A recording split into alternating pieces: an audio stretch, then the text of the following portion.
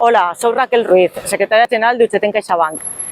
Volia explicar-vos quina és la situació de la plantilla de CaixaBank de cara a la Junta General d'Accionistes que tenim el dia 11 d'abril.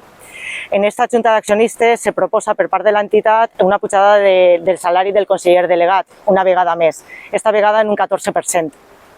Des d'UGT anem a votar en contra perquè el conseller delegat d'aquesta manera cobrarà 56 vegades més que el treballador mitjà de CaixaBank.